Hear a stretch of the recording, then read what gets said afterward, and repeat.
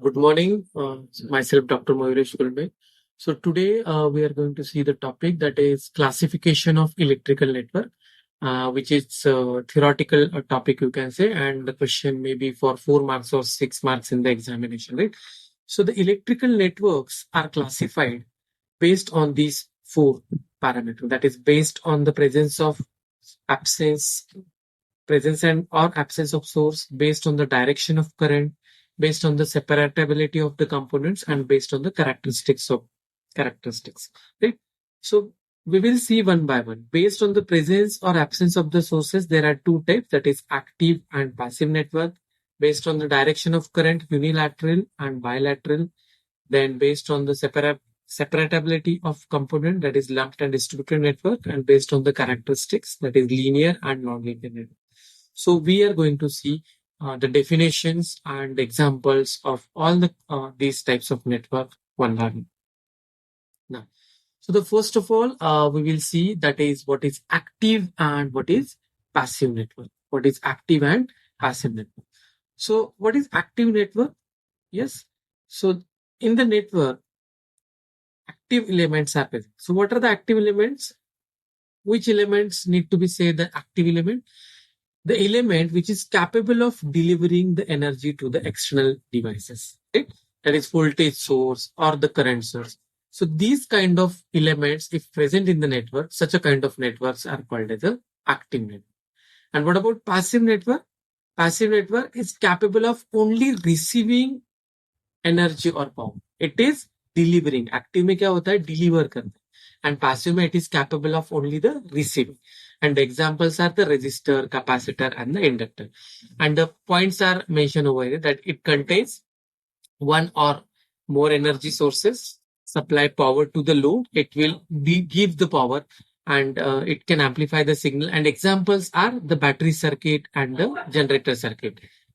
See, battery circuit and generator circuit, which will give the energy to the external source. And what about passive? No energy source present, that is cannot generate the power. And the examples are what the RLC circuit. So this is what the definition of active and passive network. This diagram need not to be drawn in the examination, only you need to write the definition along with the example. What about unilateral and bilateral network? So unilateral network, in the unilateral network, the network parameters or the network behavior can be changed according to the current direction. According to the current direction. So current can flow in only the one direction here. And the example is the diode. And what about bilateral network? The current can flow in both the directions. Okay. Means behavior of the circuit, network circuit, cannot be affected with this kind of bilateral element, that is resistor, capacitor, and inductor. So that these are called as a bilateral network.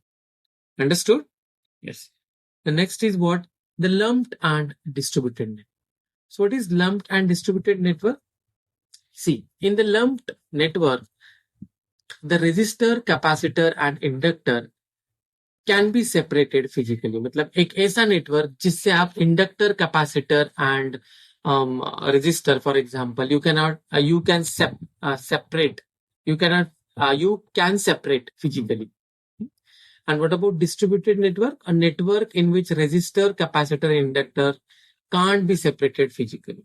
Okay, and what are the examples of the distributed network? That is transmission line. And what are the network example of the lumped network? That is electronic circuit on the PCB.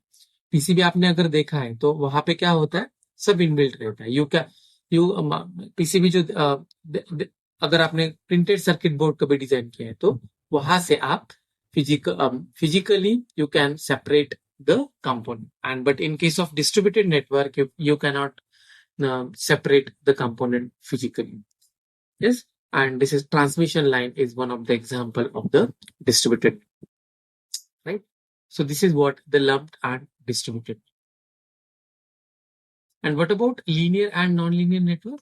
So linear and nonlinear network. In the linear network, it obeys the superposition theorem. Means output is proportional to the input. And the examples is the RLC circuit. And what about the nonlinear? It does not obey the superposition theorem, and and the output is not proportional to the input. Yes. So in case of non-linear network, the parameter, the circuit behavior can be changed with the temperature, voltage, or current. And but in case of linear network, the circuit behavior cannot be changed with temperature, voltage, and current. And what is the example of the linear RLC circuit? And what about non-linear network? It is what the diode and transistor. Okay, so these are the classification of the network. The question, theoretical question, may be for 4 or 6 months in the examination. Thank you.